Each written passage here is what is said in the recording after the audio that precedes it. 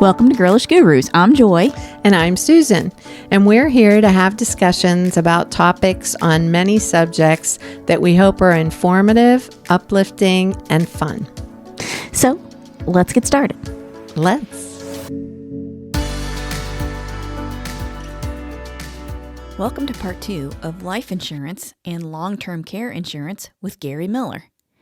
We rejoin the conversation starting with a personal story from me that highlights the value of life insurance. Well, I can tell you, my mother passed away in 2002, and she passed away unexpectedly. She was 59 and a half, so she was quite young when she passed away. And no life insurance, well, a little bit of life insurance, but that wasn't going to pay out in time to bury her. And so that was an out-of-pocket expense that was ultimately reimbursed by the life insurance, but we had to pay it out of pocket. And that was quite the surprise. But we were able to manage it. Fortunately, things were a lot cheaper then, so it was less expensive than it is now.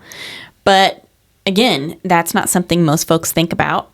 And you wind up in that situation, and you become quickly aware of how better off you would have been had you put a plan in place, or had your loved one put a plan in place. Yes. So, yeah. And Joy, I will say, since that time that your mother passed, and I'm sorry your mother passed Thank you. at that age, and since that time, funeral homes and insurance companies have gotten a little bit better about, they'll take a look at the policy and they'll accept an assignment of Right. the benefits, so that the benefits claim is made by the funeral services and are paid directly to them. And that is one of the nice evolutions, is to not take that money out of the family's pocket immediately. When you're grieving and it's a difficult situation. Yes. Right. And insurance companies have gotten better about fast tracking claims. Those have come together to help families, like you say. You're going through grieving, and now you're having these bills that you have to pay in advance.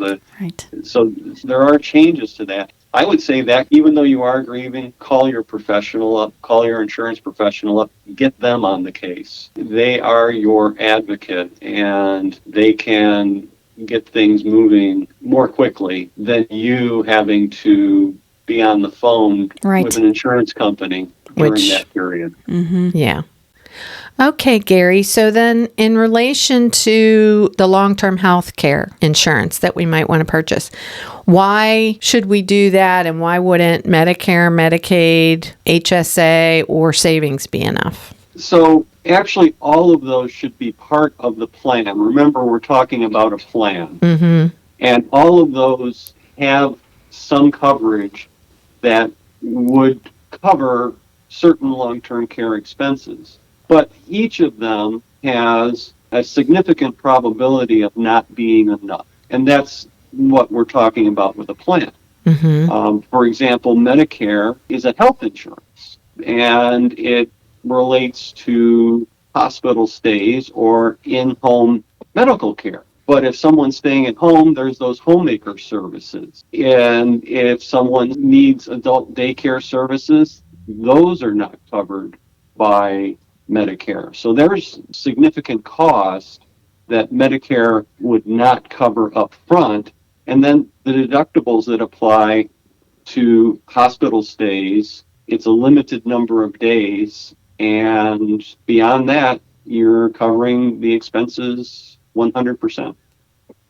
Medicaid is based on need. So when you're looking at Medicaid as a solution, that means that you're committing to spending down your resources to a point which is very low, the threshold is very low, before you can access Medicaid as coverage. Mm-hmm. Okay. And Medicaid is the number one payer, public payer of long-term care coverage. But you're talking about spending down resources, which means that if you have somebody in the household, your resources that you share with that person, with your spouse, with your significant other, those are going to be depleted, at least to the extent of the requirements for you. Which really makes that unworkable. It can make it unworkable. But Yeah. I will tell you, there is a reason why it's the number one payer, is that it becomes the backstop. And that's where you need to think of Medicaid, as the backstop. Yeah. So Got it. you have the front portion and you have the backstop. Actually, I would call on one of my colleagues who's a specialist in Medicaid planning, because every financial plan should have some address of Medicaid planning within the long-term care. Got it. Okay. And when you're talking about home health care with HSA or savings, if I could, I'd like to share a screen that shows you what the costs are for healthcare today. It's put together by a company called Genworth. Okay. Genworth has been in the long-term care insurance business for quite a while. And every year they produce a cost of care based on the prior year. So Okay. we're going to be looking at 2021 because the 2022 figures hasn't come up. Okay. Okay. So if I could, I'm going to share my screen here. Sure. And let me just say, we will include a link to the website you're looking at in the description of this podcast episode. But you can go ahead and show the screen, and we'll include it in our videotaped podcast episode on our YouTube channel. So Genworth does this survey on an annual basis. And so the numbers we're looking at here were released in 2022 for the 2021 survey. And I'm using North Carolina because two of the people on the call are from North Carolina. So I think he's talking about us, Susan. I think he might be. Yes, I am. So going back to health savings account, your health savings account probably has a much more limited balance. It's a great program, but it probably has a very limited balance just based on the amount of contribution you can make. Savings could be more, but when you're looking here in North Carolina, the average per year for homemaker services, and remember we were saying Medicare doesn't cover homemaker services. Right. Medicaid will not cover homemaker services either, and you've spent down your resources. Annual cost in North Carolina is $52,000. Okay, Right. for homemaker services. Okay. That's in-home care. This is if your plan says, I don't want to live in a facility. I don't want to go to an assisted living facility. I Right. want to live at home. But I can't perform these activities of daily living without some help. Okay. Home health care, to get a home health aid, is also Yep. $52,000. Now, this is North Carolina. When I go to Raleigh, you can see that they went up in Raleigh to $60,000. So even within your state, there's variation. Yes. Sure. Some people, when they retire, go to other states. And when they're putting their plan together, they should look at those states. True. Yeah, that's a good Now, point. one of the things at this point where it says annual median cost, look at the change in 1 year for in-home health care and for home health aides. 23%, almost 24%, and 18%. This is an indication that more people are staying at home and demand is outstripping supply. So in a situation where you could be competing for services, and this is only the median, half or above and half or below. Can I bring something up? So when my mom was sick towards the end, the doctor prescribed the visiting nurses, which I don't know if that's available in every state. You know, I don't know if that changes state by state. My dad has a visiting nurse. So would that then be covered by Medicare, Medicaid, or your health insurance? It should be covered by Medicare. There are certain services that aren't covered by Medicare, even medical services, but it should be covered by Medicare. Joy, what's your experience with your dad? Yeah, Medicare Okay. paid for it. Right. Okay. And your Medicare supplement could take care of some of the deductibles. Okay. So that is another tool, right, to consider. That's another tool. And again, that goes back to what I said about Medicare. It is a health coverage. That can be part of your plan. Okay. But if you're going to stay at home, you may need homemaker services, or you may need Yes. certain kinds of medical services that aren't covered by Medicare. Right. Right. Okay. So this is just an indication of what the costs are. Yeah. And you can see where a savings account or especially a health savings account could get drained pretty quickly. Yeah. And if you just look ahead 10 years, and this is at 5%, 10 years, those numbers become It goes quickly. pretty daunting. And it goes quickly because I know we had 24/7 care. Even though we were all there, we brought in folks those last few weeks for my mom 24/7. And the money goes fast when you're It does. doing that 24/7 care. It's expensive. Yep. And it's not like my parents lived in an area that is going to have high. It would have been on the lower end of the cost structure, I would say. Yes, it might be, but again, supply and demand, Right. it can always be a problem too. Right. So, okay. So, is there any other questions related to those three areas of personal coverage that you should have? I have one last question. How do either a single person, but I guess even more importantly, couples, because as you mentioned, it's important to have the discussion together before going to meet with someone, but how do they prepare for sitting down with an advisor? What do they need to get ready? What's important to do before sitting down and having that conversation? Yeah, so a lot of times the advisor is really the person that helps bring out the details. The hardest part I've found is getting both spouses on the same page. It's difficult to talk about being disabled. It's difficult to talk about passing away. Spouses, couples who are not married are in the best position to know how to approach it with their partner.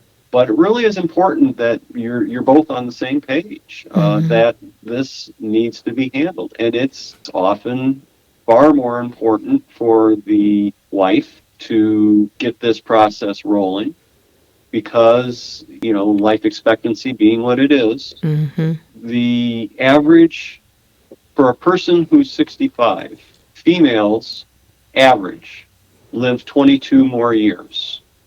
Wow. Males live 19 more years.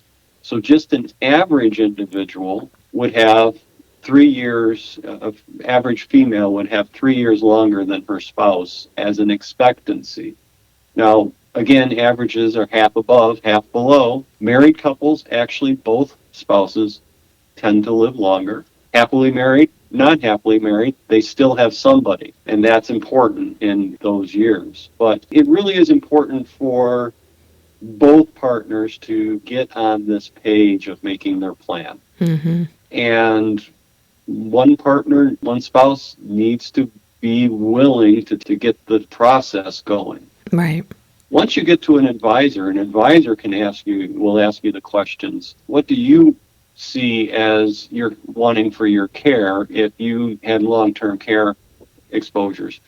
What is your current retirement situation in terms of income, in terms of savings and things like that? That relates to life insurance. Sure. And again, I would encourage people to make sure that they feel comfortable with their advisor as someone who can really be a coach for them on financial wellness is what I like to call it, because we're like doctors for your finances. And let's face it, both health and finances are really probably the two biggest things that we have to manage as we age. True. So It's part of our well-being, right, financial and physical. Well, and mental as well. Well, that's very true. Peace of mind again, right? That's right.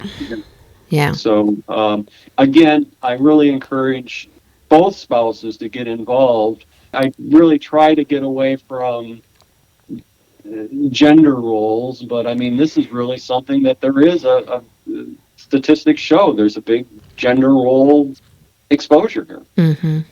But if one of the spouses has to really push the issue because it's important to you both. But it is the fact that one spouse may be ready to talk about it and the other spouse isn't. I have that all the time. Yeah. Really interesting. Yeah. End of life can be a difficult topic of discussion. Oh, yeah, for sure. Yeah. All the way around. Yeah, absolutely. Yeah. Okay, great. Well, I would ask you if you have any final comments that you want to make about this topic here as we wind up. Yeah, I actually do, because I've been talking about a plan throughout our conversation. And there's a reason why I'm talking about a plan versus talking about how much it's going to cost, um, how much coverage does someone need. It's very individual. But the other thing is, I have met clients who, when they hear a premium and think of it as a premium only, I mean, let's face it, when we deal with insurance companies, there's two times that the average person touches an insurance company: when they pay their premium and when they have a loss. Yep. Both of them are bad in terms of how they emotionally affect us. Mm-hmm. But if you're thinking of it as investing in meeting a goal, it now becomes an investment. It now becomes something that you can rate with your other expenses and say, I get more value out of knowing that this guarantee is in my back pocket. Mm-hmm. Most of my clients that I talk to, they can find expenses that they're, things that they're spending money on that are fun to spend money on. They're not necessarily goal related. And that's why I just wanted to, encourage people again. The plan is the most important thing. What do you want to cover for life insurance in terms of legacy, in terms of final expenses, in terms of tax savings? Right. For long-term care insurance, what do you want to cover in terms of, do I have a higher than average exposure? Is there dementia in my family? Those are long-term events. Mm-hmm. And how, if I can't rely on Medicare because of the deductibles or the type of services I need, Mm-hmm. then how am I going to pay for it? And if you look at it that the guarantee is adding value to your quality of life, you would be more likely to make some sort of investment in meeting that goal. And I just hope that people embrace. That's why I have continued to talk about a plan versus talking about limits or premiums or things like that. We're going to end by repeating Gary's generous offer to our listeners from part 1. Thanks again, Gary. The last thing I'd like to ask before we end this call, Gary, is to talk a little bit about you specifically and your business. I think it's important, first of all, to let our listeners know where they can find your information, and we'll put links to your contact information in the notes of this episode. So, Gary, can you talk a little bit about yourself and give our listeners a little bit more information? Well, I can. I'm licensed in 4 states, but fortunately, I have the ability, because I am licensed in California, I can register as a non-resident representative in pretty much all states. So that is not necessarily a limitation to working with people, but really what I'd like to, offer your listeners 15, 20 minutes of time to answer questions. Joy, kind of goes to the point where you said it's not that expensive to explore. We can set up something through email to make a call, make a video call, whatever works for the client. Some people don't like getting on video calls. I can handle talking on the phone. I do it pretty much every day.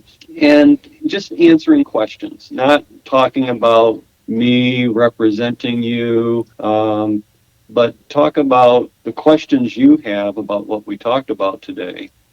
And if there's additional questions that you've thought of, let's take 15 or 20 minutes. go over those questions so you can feel good about approaching a professional. If there was a reason for us to continue the conversation that we both agreed it was worthwhile for you and for me. I am a business person, so I work for a fee. I also, if I do provide access to programs, I do receive a commission. I'm very transparent in how that occurs. Yay. And that is a possibility that we would end up working together. But I really, really feel it's important. You know, like Susan pointed out early that my interest was helping people. I really think it's important that the education is part of helping people and answering questions and you know, maybe motivating them to do a little bit more than they would have done if without access to someone. Right. Right. Yeah. Well, Gary, that's very kind of you, and we Thank really you for that, yes. we really appreciate you doing that for our listeners. And so, listeners, please take advantage of that. I mean, Gary will be happy to share what he knows and perhaps can give you some guidance on what to do as far as next steps if you're questioning what you need to do. And I will say this, just from one professional to another, I appreciate your calm, even presence, especially when discussing such a loaded topic as end-of-life expenses and how to pay for a funeral and things like that. So I appreciate that. It's an emotional topic. It is very much so. Welcome. Thank you for saying that. Yeah, Thank that's you. great. Well, Gary, thank you.